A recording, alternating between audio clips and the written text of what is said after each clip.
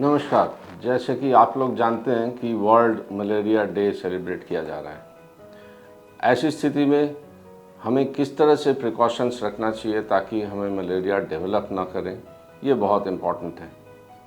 जितने भी cases of fever होते हैं उनमें सब में हम लोग मलेरिया का टेस्ट तो कराते ही हैं और कई बार हमें उसमें सक्सेस भी मिलता है कि हमें मलेरिया के कीटाणु देखने को मिल जाता है। ऐसी सिचुएशन में जब भी फीवर आए आप उसका इन्वेस्टिगेशन कराएं। ज़रूर देखें कि आपके शरीर के अंदर मलेरिया के कीटाणु है अथवा नहीं है। वैसे तो मलेरिया बिनाइन कहा जाता है कि अगर थोड़े दिन की दवाई खाएं तो ठीक हो जाता है, मगर कई सारे केसेस ऐसा होते हैं जैसे को हम लोग एक्यूट सीवियर मलेरिया बोलते हैं, जिसमें कि कई बार प्लाज्मोडियम फैल्सीपेरम के कीटाणु पाए जाते हैं जो कि काफ़ी डेंजरस होता है।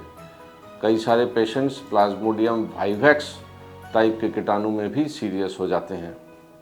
तो वैसे अगर फीवर इस तरह से आता है तो आप डॉक्टर के पास ज़रूर जाएं और देखिए कि किस तरह का कीटाणु आपके शरीर में आया है और इसका ट्रीटमेंट क्या देना है, क्योंकि यही एकमात्र बीमारी है जिसमें अच्छे से इसकी ट्रीटमेंट हमारे पास है और ट्रीटमेंट आविष्कार हो चुकी है और हम लोग बड़े लंबे समय से इसका ट्रीटमेंट दे रहे हैं।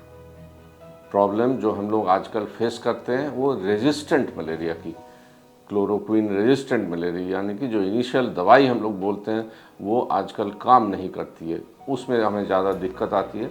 हमें उसी हिसाब से ट्रीटमेंट को देना पड़ता है।